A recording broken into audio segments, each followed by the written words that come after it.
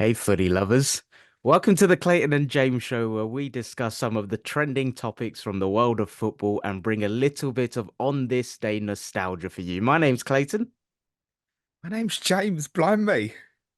He's It's gone this. It's not. professional. It's not terrible. It's not It's not terrible. terrible, is it? I'm surprised. Do you know what I was thinking about? It's one more for our advanced tier patrons, but on Patreon we do Nico's Corner, where Nico, our video editor, essentially does a podcast with me, and I have no idea what he's going to want to talk about.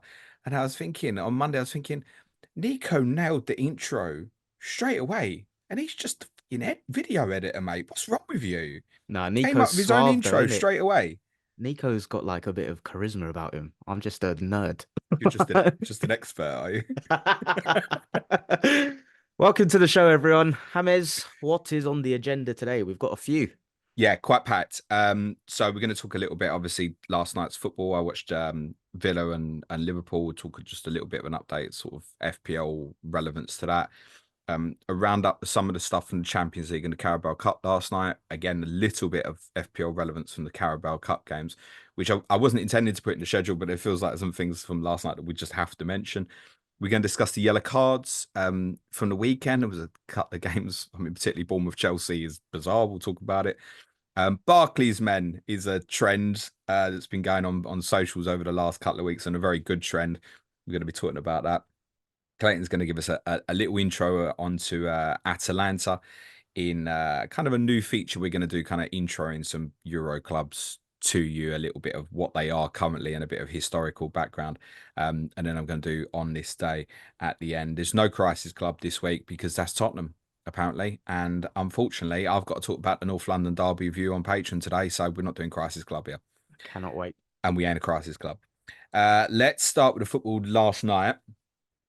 Firstly, I mean, congratulations to Villa and Liverpool on their victories. Very comfortable wins. For Villa, that's an outstanding result.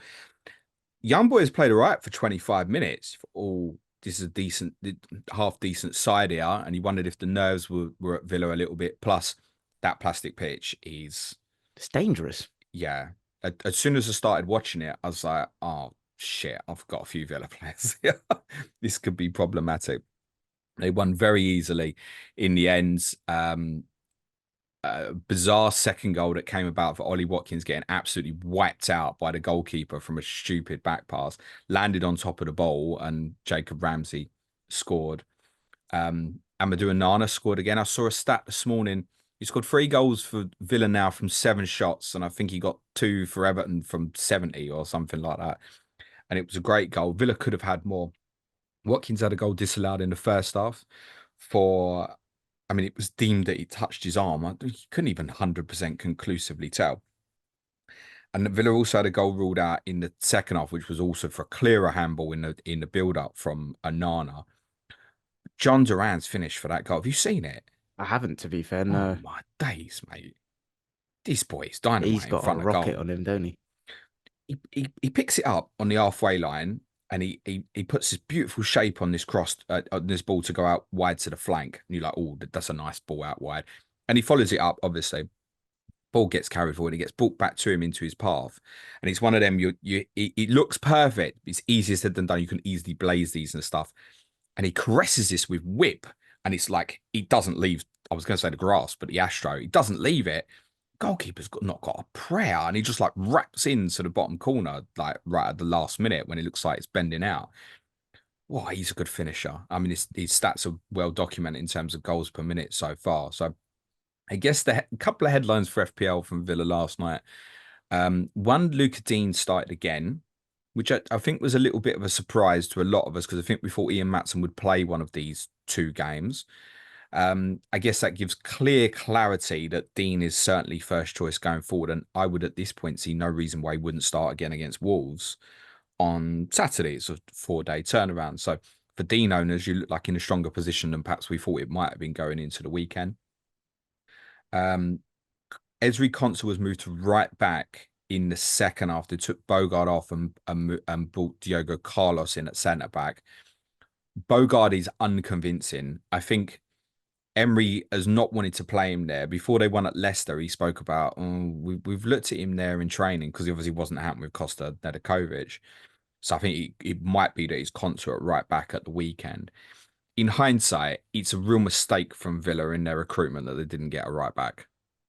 Because I don't think Matty Cash is their long-term solution for that position anyway. No, and I think a lot of Villa fans themselves thought they were going to get a right back. We did the transfer window show or a People's Poll or something, and yeah, we highlighted that, and a lot of Villa fans were in agreement. So yeah, I think that was a surprise to many.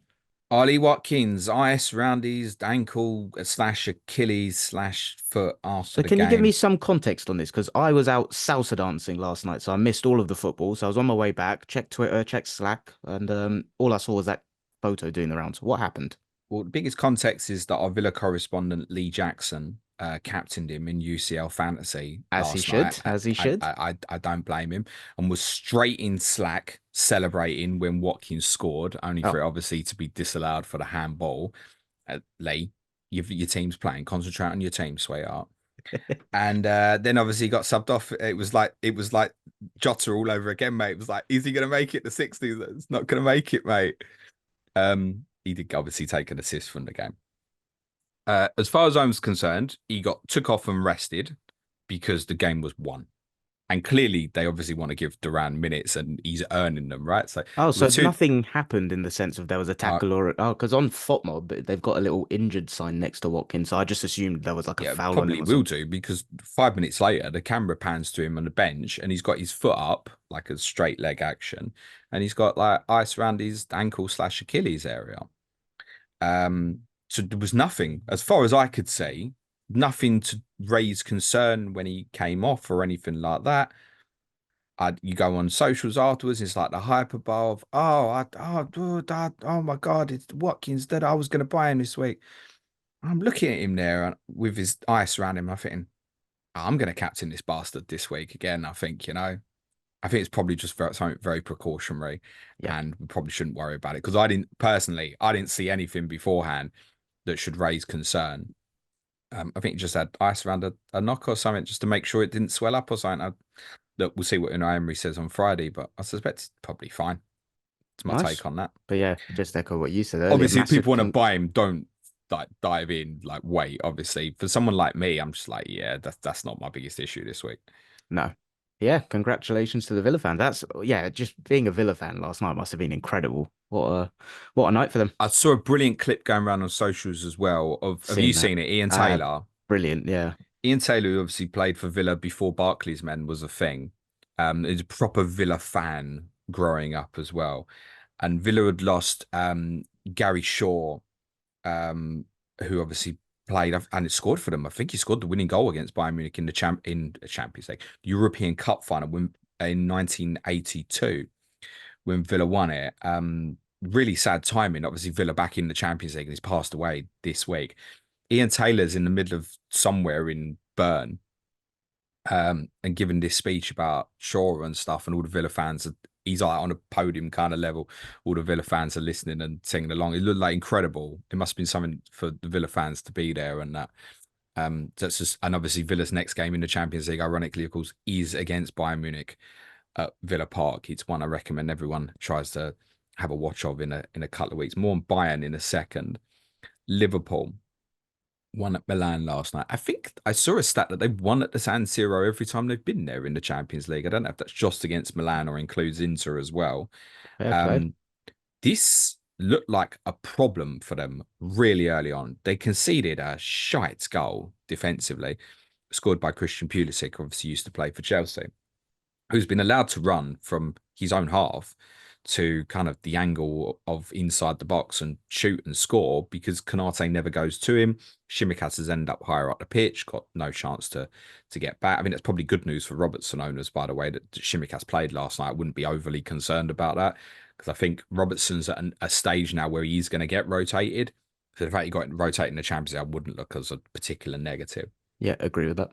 So they conceded this shit goal and they panned to slot and you thought, oh, there's a narrative's going to build really, really quickly here after the result. Like Suj said on Monday, it was like, oh, honeymoon's period is over. And I was thinking, bloody hell, if they lose this, it really is.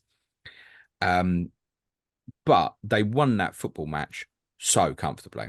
I was going to say with this one, obviously, I didn't watch the game, but caught the highlights and I saw Salah hit the bar post a couple of times. And Did it would work twice? Was it three times maybe? I mean, how we never scored in the first half is ridiculous. yeah, but yeah, the chances look good. Obviously, two set pieces, but yeah, it looked fairly comfortable from the highlights.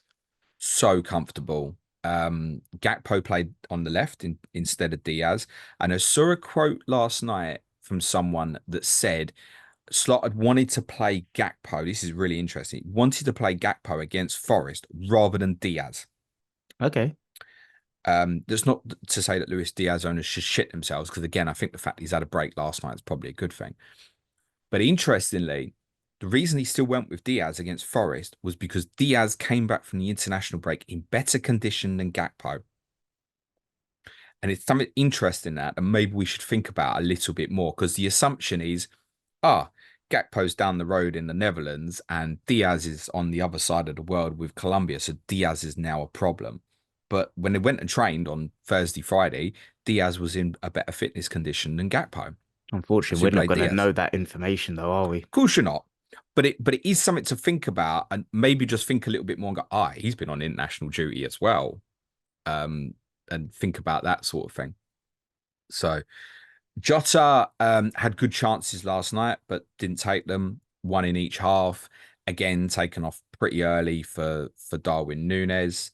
Um, Milan conceded two shit goals from corners in the first half. Both fullbacks in swinging corners assisted for each centre back. So attacking returns for all four Liverpool defenders. If you were playing UCL fantasy and went with none, like I did, you went with none Like as well, didn't you, Clates? both of us, yeah.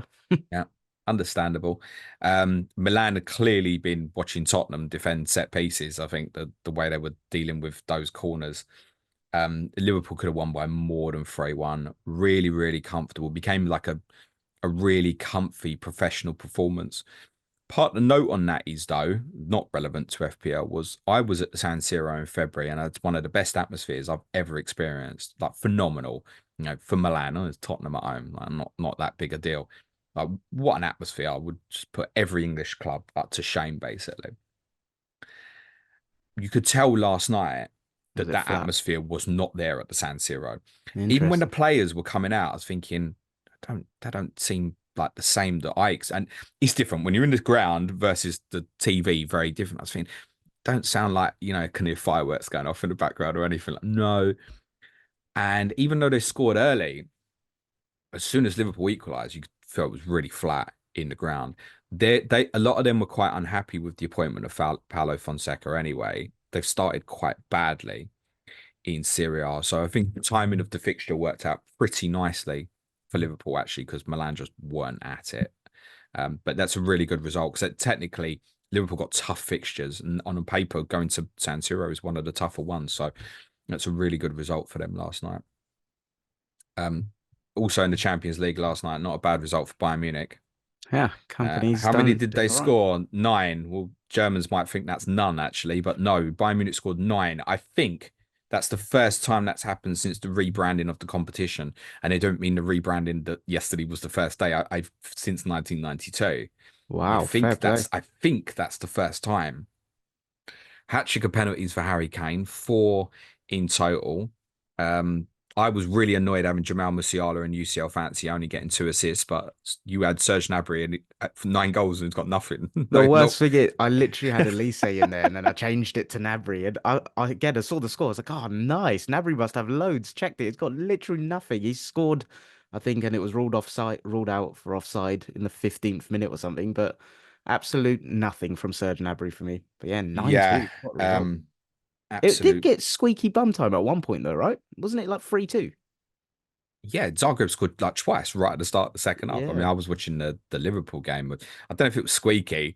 Probably just pissed buying off by the looks of it. And probably going, we're going to stroll through this second half and win 4-5-0. Oh, what do these lot think they're doing? Nah, back slaps handed out fairly quickly. You've got to play them, haven't you, Zagreb? Is that your last Z home game? Am I right in saying that? it is our last home game, yeah. Yeah, I don't think you'll be having too many problems in that one. There was a goal for Endrick on his Champions League debut for Real Madrid and victory over Stuttgart last night, 15 minutes after his debut. I think he scored within 15 minutes of his La Liga debut, interestingly. as well. Victor Gokers was a scorer again with Sporting Lisbon's victory against Lille. Expect him potentially to rock up at a sizable Premier League club in the next year or two. Just one more line from Europe. On the subject of struggling Italian clubs, and Atalanta isn't one of them. We'll talk about it in a bit. But Roma have confirmed this morning the sacking of Daniele De Rossi as their manager. And I don't know a lot about what's been happening now. Obviously, Mourinho was booted out not that long ago as well. They had an indifferent finish to the end of last season, but I think a lot of that was to do with the fact they got to the Europa League semi-finals. They've only picked up 3 points from their first 4 games this season. Those 3 points are all in draws away from home. That includes a draw at Juventus, by the way. They lost their other game at home to Empoli. It seems a bit harsh on the outside to me, but Yeah, on the outside looking in, but yeah, God knows what's going on there. can't say I've seen enough of them. Just to round up with a few notes from Carabao Cup last night as well. Fulham fans are just about getting home from Preston now. When that penalty shootout was going on, I did check to see if there were any trains back from London to Preston after the game. Because it must have been Fulham fans thinking, am I going to make the train? Like, how long? The penalty shootout went on for 25 minutes. Yeah, has There that ever wasn't, been by the on that way. long? I think that's the longest in English It's football. got I to be a think record, yeah. I don't know the statistic on that, but certainly in terms of Carabao Cup, that's got to be the most ever. 16, 15 on. Imagine that you travel up to Preston, see your team score 16 times, and you lost. Yeah, commiserations. Bad night. Um, Everton also went out last night, lost to Southampton on penalties. There were a few players missed out with illness. Mikalenko, we knew, went off with illness at Villa. That's the reason why he didn't play last night. Sean Dyche also name checked Dominic Calvert-Lewin as that being the reason why he missed out last night. Now, suspecting Calvert-Lewin's case, he was probably never going to start last night and was probably being protected for the league fixtures. And I wouldn't stress about it too much. But yeah, wait for Sean Dyche's presser again later in the week if Calvert-Lewin is your player of choice that you want to invest in. And Manchester United got 7 Yeah, last night fair play. against a hapless Barnsley. Sorry to one of our patrons, Rob Pick, but I think you knew it was coming. Couple of late goals for Christian Eriksen. There's 4 attacking returns in there for Alejandro Garnacho. And I've really got eyes on him I do as well. Yeah, for you mentioned FPL. him a while ago, yeah. I really do, yeah. So it's looking like it will be a strong lineup in the next round of the Carabao Cup until obviously, well, I suppose it still would be a strong lineup, even if my club does lose at Coventry tonight. And I must tip off one of our listeners as a little bit of an inside for that game tonight. FPL Big Licks on Twitter, who's a Coventry fan, who messaged me and showed me a graphic of the seating plan within the Rico Arena. It's called something else now for tonight's game, and there will be a lot of empty seats. Why is that? Don't know. Interesting. The price of the ticket tonight's £30, which I guess for a Carabao Cup third round match is quite a bit. The game is televised, as all the Carabao Cup ties are at this stage, but that's the main choice of game tonight from Sky. So I presume it'll be in UHD and stuff. I think the club looked like they made a choice to obviously price it. It's £30, that's fine, right? But it's still Carabao Cup. Price it that way, thinking, well, big Premier League clubs come in, it will fill the stadium. It doesn't look that way. It looks like it's going to be half empty, which is Interesting. Yeah, because interesting. I can understand the logic on the pricing if, like you say, a kind of top Premier League teams coming to town, but The thing is, for clubs like this, the money's important, right? Coventry's a club that's had difficulties financially and they're on a much better footing now, admittedly. And I realise it would disadvantage them a little bit on the night, but my club would have comfortably taken 6,000 there tonight and have only been given 3,000. So they've obviously looked at it incorrectly, basically. And yes, if anyone wants a quick pint around Coventry around about 4:30, 5 p.m., let me know. I might be around there. enjoy. That's in the city because the stadium is 4 miles I'm kind of from jealous, you know. I feel like from the that's quite a city. cool away day. I'd like This to is go to one of the Coventry. ones I've really been wanting to do for a while. Anyway, we digress. Yellow cards.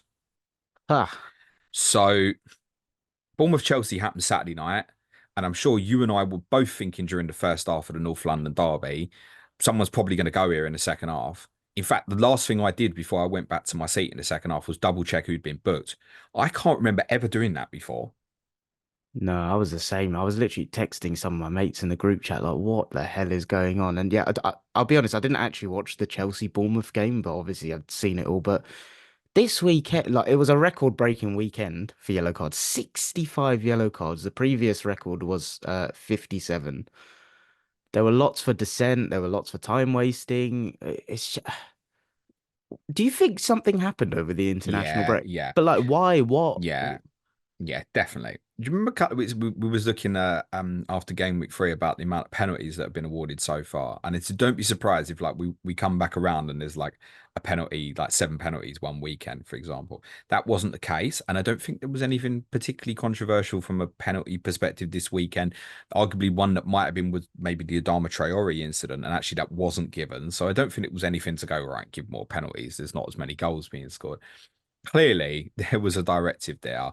They've had 2 weeks to think about it. They've reviewed their first 3 weeks as a group. I'm sure that's what they've done because it's what they normally do. And they've obviously had an agreement. Right, we're going to punish people more severely here. Um, Anthony Taylor has taken that too far. Clearly, I think Jared Gillett realised probably at half time of the North London derby that he was beginning to put himself in an extremely uncomfortable situation where there's a high profile football match between two rivals and you're putting yourself in a position here where if you don't adjust the way you referee this second half, you're going to have to send someone off here basically. Yeah, and then that just changes the whole And I don't think outcome of that's a game. that's not what anyone wants. No, Is it really? Like if someone deserves a red card, deserve a red card. But we don't really want people getting sent off for like two kind of innocuous yellow card decisions, just like using a little bit of common sense. And obviously in Bournemouth Chelsea at the weekend, no one was sent off. I definitely think Jared Gillett adjusted a little bit in the second half. I do. I I agree. really do. Yeah, yeah. So Because I do I. think he knew it was going to get out of hand. Whereas Anthony Taylor just kept going in the Bournemouth Chelsea game. Um, Now, I think from him, he's considered, I guess, one of the top. Him, Michael Oliver, I suppose, considered the two at least most experienced refs. I'm not. I don't want to say top because people will have different opinions, and I certainly recognise that Chelsea fans particularly dislike Anthony Taylor. But he's definitely gone in there where he's decided I'm just going to keep going with this, and I think it kind of stems from Cole Palmer got a couple of players booked. Cole Palmer got fouled a lot in the opening half hour. And then he put someone. Cole Palmer was like, enough, right? You can book someone now, and he did. So it was foul, fine, yellow card. Then he put Lewis Cook not long afterwards for a foul on Palmer, and it was pretty innocuous. It wasn't really a yellow card. Palmer had played the ball backwards. He got to him a little bit late, but he actually didn't actually make any boot contact with Cole Palmer, and he didn't come in like overly aggressive or anything. And then from there, it was like anything that happens is going to be a yellow card. I think in the game there was 29 fouls, I think. Bloody If you're hell. booking someone, like when you think about it One every logically, 2 to 3 every, fouls. every second foul is a yellow card. Now that's not quite correct because we had people getting yellow cards for dissent, back chat. Renato Vega got booked for jumping in the crowd after Chelsea scored. Like, fine. And actually, a lot of the yellow cards I'm okay with. I'm also okay with if it's a common thing where we really kind of stamp down on the dissent side of things and say like, right, don't speak to the referee. It's going to be an automatic yellow card. Fine. But you all have to do it. You That's the have to thing, have yeah. that couple of weeks where we will lose one or two players for like a couple of yellow cards, and then it will stop. So I'm absolutely fine with the cracking down on dissent, particularly for what it means for grassroots football and the treatment of referees at that level. I'm all for that. But you all have to do it then. You all have to do it together till it stops. I completely agree with that. Because that Yeah. Saturday night just looks like a one-off. Do you And think I think 65 yellow cards, if you remove the 21 from Bournemouth, Chelsea, and Tottenham, Arsenal, that becomes what, 44? Yeah, but Now then then there's it's two less 44 from fixtures. eight. Still, I think five per game is a lot. I think like I was gonna Five what do per we game. want I'd from I'd yellow say cards per that's game? like Probably three is about right, really. It's probably where it should be, I yeah, I don't think. know. I feel like when I hear 5 per game, I'm like, okay, that sounds like 2 and 3 per team. That Chelsea sounds had about right to me. eight eight yellow cards in that Yeah. game. You know what And you spoke I about the don't think there was a bad tackle from a Chelsea player in the game. that's again, like I said, I didn't see the game, but that's everything I heard Not from from people is memory, like, but I've did forgotten some of yeah. them. Do you think there was an element of like, on the consistency thing? Obviously, the Declan Rice incident sparked a lot of debate, and I think it wasn't helped by an international break. So a lot of people were dwelling on it and talking about it. Do you think there was an element of that where combine that with consistency, they then went into the international break and came out of it and like really doubled down on things being like, we have to be consistent in anything, just because that seemed to be a high profile incident that was spoken about with a lot of Anyone people. kicking the ball away was getting done. I mean, I think That's particularly what I mean. But was it in Saliba picked the ball up in the derby in the first half, and he kind of walked away with it. Now, and I think most of us are kind of okay with that as a yellow card. Anything like that at the weekend looked like it was getting punished. And I'm That's what I okay with that mean. because you have to send that message. But I feel like it wasn't being done that way Yeah. before that game. So do you think they've kind of come out now and been like, Well, okay, I that's the think benchmark now? there was a lot of debate and kind of ignored the Rice red card, probably more the João Pedro incident. It was quite Yeah. clear that not only did he kick the ball away, but actually with the multi-ball system now, he's kicked the ball back into play, which slows the game rather than actually kicking it. If he'd kicked it into the crowd, it doesn't actually matter because you just pick up another ball now. But the fact he actually kicked it back onto the pitch obviously delayed the restart of the game. He should have been booked, frankly. Um, so I think they probably looked at that incident because there was a lot made of it. So it'd be interesting to see now what happens this weekend because really teams now should look at that, what's happened, and go, we need to be a bit more careful. I mean, Anthony Taylor, by the way, isn't refereeing a game this weekend. Saw that, yeah.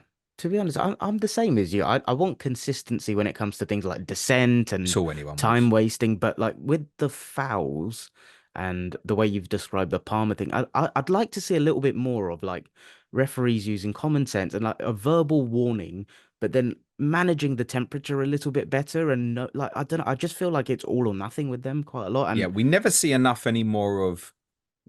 This feels like a more older thing where like a referee would say to a player like, "Next foul, you're getting booked."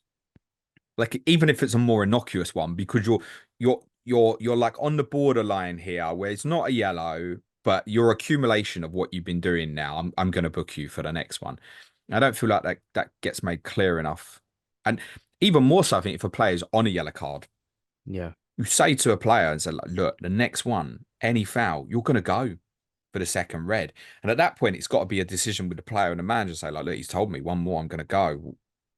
Player's probably not going to ask to come off. I get that, but This is the thing, and like we're talking about, like what do we want to see yellows and reds for, right? And I think this is where, like the Declan Rice thing. Obviously, I'm an Arsenal fan, so there'll be an element of bias. But genuinely, if it was a Tottenham player, I wouldn't want to see the North London derby dictated by an incident like that. I'd like yeah, it's in fair. that incident, I'd like the player to get a warning, like a verbal warning, and say, "Look, you do that again, I'm going to be forced to give you a second yellow." And I think, ironically, one of the next topics is Barclaysmen, right? And people talk about games gone and this and that, but like. I do think there's an element of we can just use a little bit of common sense. Like I know there's the letter of the law, but I don't think people want to see games of huge magnitudes dictated by the letter of the law when it can be avoided with some common sense. Ultimately, as well, no one wants to see an average Premier League game like Bournemouth versus Chelsea, which has got nothing on it historically in terms of any rivalry. There wasn't anything overly aggressive in the game. No one wants to get to the end of that and look back and go, "Oh, it's 14 yellow cards." By the way, I think both managers were booked as well. Were they? Wow. So they technically could even say it was 16. So yeah, let's keep an eye on that in forthcoming weeks. For your fantasy advice from that is don't invest in players who get yellow cards. There you go. Simple as that. Barclays men, go on in. Game's gone. Barclays men never used to get booked for this. I love this trend, man. Honestly, how would you describe what a Barclaysman is? Because all I've seen on Twitter is clips of certain people doing the rounds and montages and stuff. What is your definition of a Barclaysman?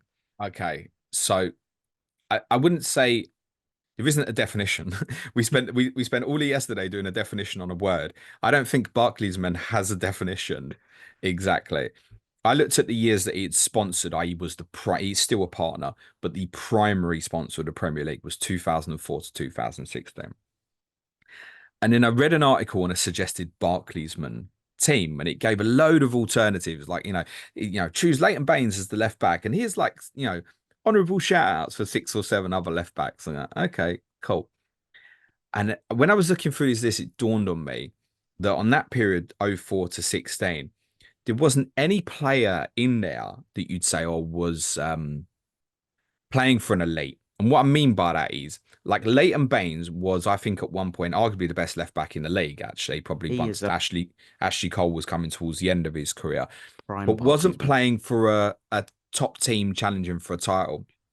So the big four from the noughties era when Barclays started, so Arsenal, Chelsea, Liverpool, Man United, like, from what I've looked at, none of them, near enough, none of them can be Barclays men. Yeah, that's the way I've interpreted it. Also, Man City and Tottenham obviously then started qualifying for the Champions League in the 2010s. You can't include them either, but you can from like Tottenham's shit period in the 2000s before they started competing with the rest of the big four. And similarly for Man City. So, like, I would look at someone like Ilano. He's like the borderline where Man City were just bang average to the money's coming in. So I would look at someone like Alano being okay as a Barclays man, but like anything after that, he's a no, basically, for City. So Okay. Tottenham up till kind of like 2009-10, he's okay as well. Other than that, it's players who I guess quite iconic within their clubs, and particularly it feels clubs who yo-yoed or we've perceived as these yo-yo clubs or players teams that come up and disappeared again, like your Portsmouths and your Boltons and stuff like that. Feels like players from these clubs. I think that I forgive me, I forget the name of the podcast that started the trend. You know it. I don't actually know who started it, to be It fair. was a podcast. Forgive me, I forget who it was, but I think they did like a voting poll of Barclays men players to lead to a final. I think the final was Yakubu versus Nico Crancher, I think. Now they both played for Portsmouth as an example, right? And I think when you think of those two players, you don't first think of Yakubu at Middlesbrough or Everton. I think you do first think of Portsmouth. Nico Crancher, I obviously think of Tottenham because he played for my team, but I think most people would still go Portsmouth. Think Pedro Mendes would be another name, right? I would think Tottenham. Others would think, oh, that little run he has in that spring period one year where he scored these brilliant goals for Portsmouth and helped keep them up. I think of him Portsmouth. So Here, he's more allowed to go in than the Tottenham period. here's one for you. Sylvan Distan. He obviously played for Portsmouth. What club do you think of him, though? Because he played for a few. Or What club do Port- you associate him with? Portsmouth or What? City, but also you'd ask me that question and straight away I'd Portsmouth in my face. Yeah, So I fair. think maybe Man City actually. I've got a graphic in front of me where it says pick your Barclaysman 11. Obviously, we're not going to do that, but like some of the names there. So goalkeepers, Schwarzer, Jaskalainen. In defense, you've got Titus Bramble in there. Oh my Ivan God. Campo. You obviously mentioned Leighton Baines. Christopher Samba. Matty Taylor. He is prime Barclaysman territory. Like just a Yeah, fuck off, yeah. launch He, it from he was having 40 his yards. own goal of the month competition, wasn't Yeah. he? Every month. Unbelievable. Had him like in midfield, Ben Arthur, Okocha, Rory Delap, Ben Kevin Nolan. Arthur. Ben Arthur, What a baller. talent he was. He's still playing, isn't he? Hudson Ben Arthur, I think. Probably. I don't know I think where. he is somewhere The in strike. League One. I think he is still playing for someone. He was so talented, weren't he? There was that one goal he scored for Newcastle. I think it may have been against Chelsea. I I may think it's have that against wrong. Bolton. Oh, was it We just Bolton where ran he just straight through. dribbled Oh, through the it's so yeah. good. Yeah. Sorry, It's against Chelsea fans. Bolton, Don't know I'm where I got sure. that from. But yeah, a couple other names in midfield there. Morton Gamps Pedersen, he's another one. That's a great shot. Another one wanted his own goal of the month competition every month, didn't he? Yeah, Tim Cahill, Kevin Nolan, and then the forwards. Tim Cahill. I'll read all six of them on here. Kevin Davies. As an Arsenal fan, I used to have nightmares playing him. He used to Yeah. just bully us. Yeah. Well, you had a big problem with them. Yakubu, you mentioned. Yeah. Michu. Is that on the cusp? You said 2016, right? Oh, I So don't know about Michu because I think very iconic, but probably arguably more iconic to the fantasy crowd actually who played FPL at that time. I don't know which probably must be like 5 million forward or something, but he had just an incredible one season, didn't he? I don't know if for one season that feels like equates to this. I feel like a lot of these players are actually have been there for a lot of the period. They have one season players. I don't know if should be in there. I yeah. don't know. All right. And then the final three strikers they've got on this graphic are John Carew, Darren Bent, and Mark Viduka. Darren Bent. What's your thoughts on him? Because obviously Darren Bent. played for Spurs, but he's very vocal as an Arsenal fan, isn't he? It was actually, I've got a team I want to read out to you, and Darren Bent's in it actually. So I don't know why I'm giving it grief. The thing is, we paid 16.5 million for him, From and Charlton? We had Berbatov, Keane, and Defoe. Like it was so unnecessary, but everyone played with two up front at the time, basically. So it was like, oh, we're in Europe as well. We'll have these four forwards. We need them. But we really didn't. And then because we'd spent it, it was like we was pushing Defoe out the club and stuff. Well, better than Jermaine Defoe, no chance. He was good for Charlton. That was his level, quite frankly. He's also a gooner, as you probably well know as well. Um, yeah, I put Go on, I have you put got a, a team? I put a team together of Barclaysmen. Yeah, you probably you'll find a trend when I read it out to you. So yeah, tell me what you think of this. We need a manager, right? Harry Redknapp. Yeah. It feels like a given, actually. Really, Not a again, bloody wheeler dealer. I'm a there's football there's manager, mate. that's right. There's the Portsmouth link there, right? So we've got to go with this. We've got to go old school 4-4-2, right? Of course, of Yeah. course. So Brad Friedel in goal. Okay. I've gone with Stephen Carr, St- Michael Dawson, I think I've clocked the trend already. Fuck Sebastian it. Versong, Oh my and Benoit Asuikotu. In midfield, Aaron Lennon, Pedro Mendes, Tom Huddleston, Stephen Pienaar. Up front, Roman Pavlyuchenko and Darren Bent. Yeah, there's your Tottenham Barclaysmen. God. But I didn't pick like top players. Do you know what I mean? Like, I've not put Modric in there. No, I should That'd have be done like an a piss Arsenal one, take. to be fair. We had a You've got to fair be a few. level below something. So I think even um of players I've put to it, I've seen linked to it. I feel like JJ Okocha has been like the borderline of where you could go in terms of like, wow, what a player. But because he was at Bolton, it's like it's okay. Whereas maybe if JJ Okocha had been at Tottenham, it's like, that's not okay from a Barclays-men perspective. But also, I don't know what the definition of this is. And I Googled what the definition of this is, and there isn't one. No, It's I just a think trend and a really nice one because I think people like looking back at nostalgic football. yeah, I think the best montage I watched was of that Wigan team under Roberto Martinez, like Hugo Rodallega, Charles Nzogbia, Victor Moses at wing back. Like that was one of my favorite teams, I think. Paul Sharner. There's a Barclays-man for you. Oh, Paul Sharner. yeah, Um, what a trend. who scored Wigan's only goal in their 9-1 defeat at Tottenham. That's twice I've mentioned 9 goals on this podcast. Let's do European club of focus, Clates. Talk to us about Atalanta, who, I mean, of the clubs that we're going to cover on this is one of the bigger ones, by the way. But we want to do a theme where we look at clubs who are about to play English teams in Europe. Atalanta felt like the right one to do this week. Obviously, Europa League winners. I mean, it was the first major trophy since the 60s. Correct, yeah. What can you tell us about them, mate? Well, yeah, exactly that. They've only got one major trophy in their history, which was the Coppa Italia in 1963. And I think they've become quite well known in modern history because, like you said, they beat obviously Bayer Leverkusen in the Europa League final, who were absolutely bonkers last season. They unfortunately lost the Super Cup final to Real Madrid, but I think a lot of people would have tuned in. But I think what propelled them to the forefront of a lot of minds is, do you see the clip of James Horncastle doing At Anfield. yeah. Yeah. And I think that was the one that really put them in the spotlight. I think there are a lot of people that are kind of Is that really. put them in the spotlight for people like you and me, though, a I was little bit? just going to say that. So for people that are really invested in European football and the more tactical Experts. experts of European football, and I think specifically tactics, like I used to really hone in on tactical blogs all over Europe, and I think like more when I was in school. Like as I've got older and got more responsibilities, I don't really have the time anymore. But you're right. I think to the layman fan of European football, like you and I, that interview really propelled them. But they're a really interesting case study because I was doing my research. Obviously, Arsenal play them. Their home ground is called, I may be pronouncing this wrong. It's the Guis Stadium. It's only got, do you know the capacity? It's just under 25K.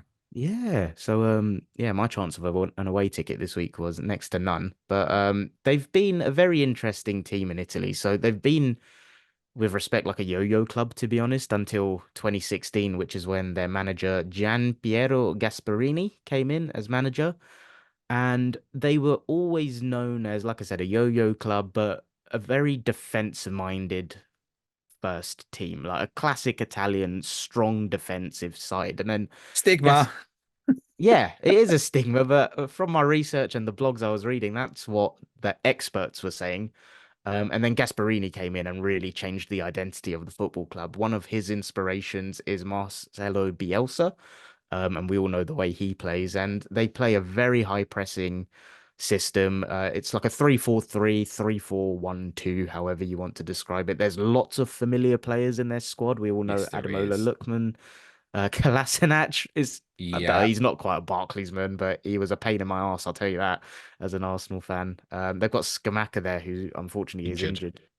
injured. But yeah, lots of familiar players in there, but also some very talented players as well that I think, I mean, you got to mention. I mean, there's a few more players here. I think people will be really familiar with, worth chatting in, right? Ben Godfrey is at Atalanta now, yeah, I was just somewhat going to come on to him. bizarrely, as Everton fans will tell you. Nicola Zaniolo is there, who was at Aston Villa on loan last year. Martin de Roon, people remember, was at Middlesbrough. Juan Cuadrado, who was at Throwback. Chelsea. Zappacosta. Was also at Chelsea. Yeah, I think the two to watch out for, the Retzeguri and Charles de Ketelaere, are probably the two that will maybe catch the eye for people on Thursday. Yeah. But yeah, since Gasperini's come in 2016, he's really, well, he's made them a consistent top four team in Serie A, essentially. And excuse me, they've consistently finished top four in Serie A. They qualified for the Champions League multiple times since 2019. Obviously, there was their breakthrough season in the 1920 season where they got to the quarterfinals and they did narrowly lose to PSG. Although they haven't You're won the saying you cup, said 1920s? no, as in the 1920, like Oh, 2019 2020 season. sorry. My bad. Yeah, well done. I was like, what's he talking about? The uh, PSG weren't even a club in the 1920s. What are you talking about? But yeah, Coppa Italia, obviously, like I said, they've only won it once, but they did reach the finals in 19 and 21. And last season, they did lose in the final last year as well. But yeah, really exciting team. And I think in this modern era of, they've obviously got huge powerhouses in Italy. They've been really smart in how they've kind of used their academy, and they've sold players such as Romero, who you all know very well, Rasmus Højlund, and they reinvest that really well. So they're a very exciting tactical team, very aggressive, very high energy. And I think it'll be tough for Arsenal on Thursday. They've had a mixed start to the season. They've won two and lost two, but they won 4-0 against Lecce, but lost 4-0 to Inter Milan. But all of their games on the beloved expected data look quite close. But yeah, really interesting case study to research. Millions are the best team in that league um, at the moment. So that's fair enough. I did see one brilliant goal, which was really nicely assisted by Lookman. Brilliant crossing for Rettatugi in a recent game. And he's like a regular up front for Italy now. People might have seen bits of him in the summer. I can give you a few stats on them. One interesting one, you mentioned obviously the stadium it's modest, 25,000. They're obviously a club in Bergamo. They actually hold the record for the most Serie A seasons without being based in a regional capital and without having won the league title. Obviously, never won Serie A, won Coppa Italia victory. They've lost a number of Coppa Italia finals, by the way, even including in recent years. Actually, on Coppa Italia, one of those defeats came to Napoli when the great Napoli team with Diego Maradona won the Scudetto, and they also won obviously the Coppa Italia in the late 80s. And at that time, if you lost the domestic final, you went into the Cup Winners' Cup because obviously Napoli were going into the European Cup as the league title winners under that circumstance. And Atalanta got to the semi-finals of the Cup Winners' Cup, which is the furthest any second division team has ever got in European competition, Clayton. There's a stat for you. On the stadium, an interesting one I read about them. I think a lot of Italian stadiums have this similar feel about them. These roofless areas behind the goals look like they're quite far from the pitch. And Atalanta's was a classic one of that. And actually, they've rebuilt it very recently, kind of step by step. And actually, despite the fact it's quite small, it's quite steep by the looks of it. I can't say that I've been there, but it looks like that. So it's built like a modern stadium. And because it's quite steep, it might actually be a little bit imposing, despite the fact it is only 25,000. I read a stat that they're one of only four clubs in Serie A that own their stadium. Oh wow. Who are the other Mm, three? I don't know. Didn't dig that far, Clates. I didn't No, really but care. just that's interesting. But they're obviously one of the few that's actually done something with their stadium in recent years. They did have to play. People who might remember they had to play games at Champions League games at the San Siro a few years ago because the stadium was not up to UEFA requirements. So they had to do something with it. Um, there's a big thing. Me and Suj actually looked at this about 6 months or so when Italy and Turkey were awarded the rights for the next, not the next Euros, the one It's the after one after, yeah. 2032, and actually saying like in terms of stadiums in Italy, you've got to do so much. Stadiums got renovated for obviously the World Cup in 1990, and a lot of them haven't had a lot done to them since. The San Siro is obviously now being protected.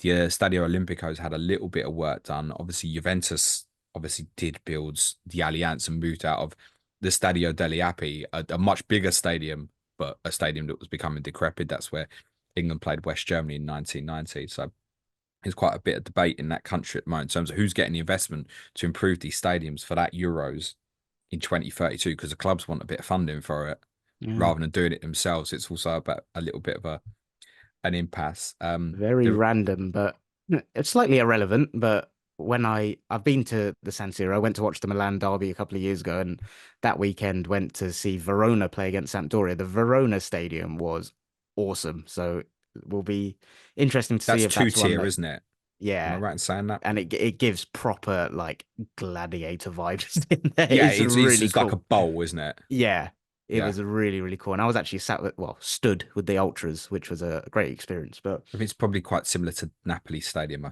think, I'd imagine visually. so. I've not been there, but yeah, that's what I picture.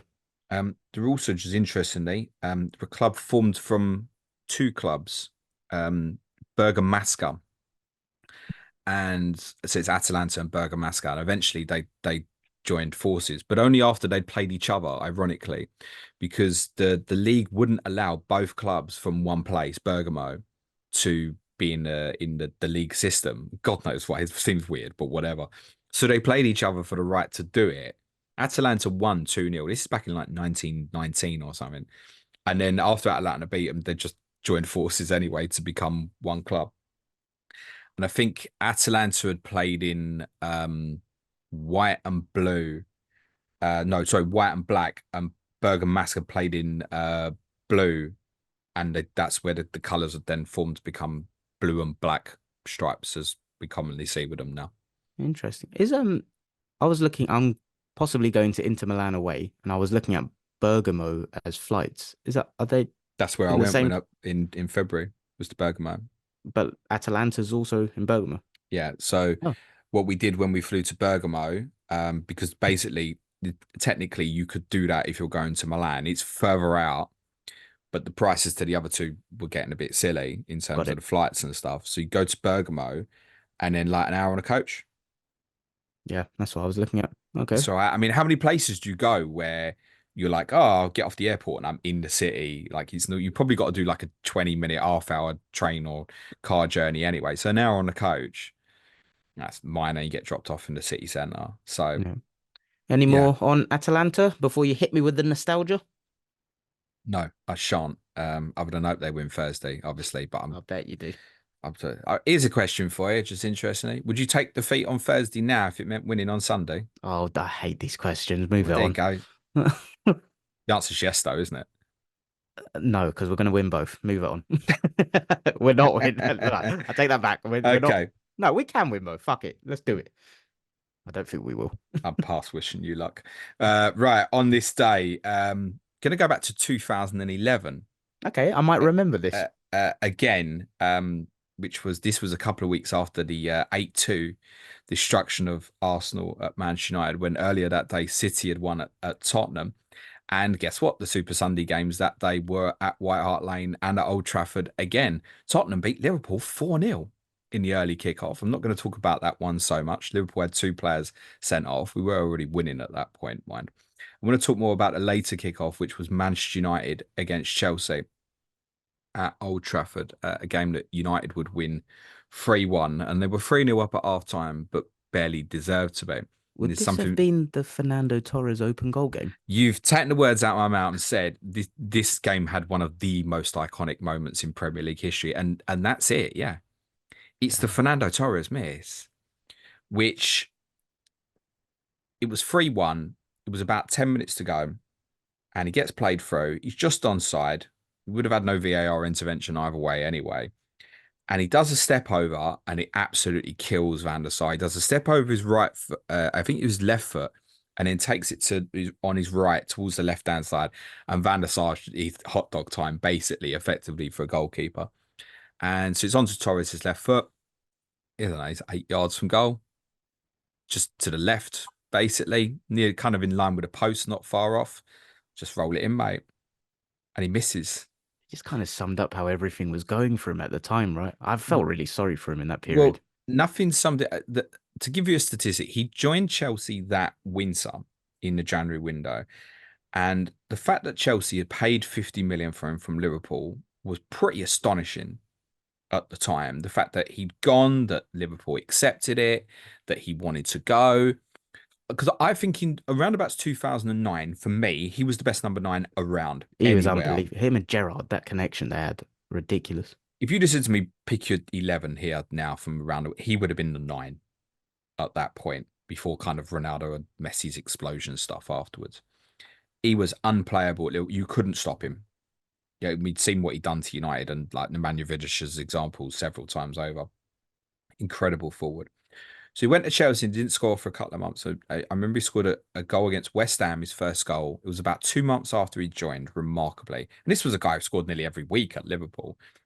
And it was like a really soaked pitch. It was one of them where if it had been like that when the game kicked off, the game might not have even happened. Like it was one of them where the ball was stopping and stuff. And he scored a nice goal and he's like, all right, monkey off his back. Fast forward to this game in September, and he hasn't scored again in the league for Chelsea. Unbelievably. So they've bought the best forward in the world, arguably, at the time they bought him. And it's worth saying he did have some injury problems, I think, in those months before the deal went through. He scored once in 9 months, mate. What do you think happened to him there? I think there's a possibility in hindsight that Liverpool could see some of the problems with perhaps the injuries that he's had in the build up to that. And I just think it was one of them where confidence just hit him. Maybe he felt like he lost a yard of pace because he used to be so explosive. He could take people on. His striking ability was superb. The confidence thing just really hit him. But what's also forgotten from this game is he did score his second goal in this game. So first minute of the second half, Nicholas Anelka's come on for Frank Lampard.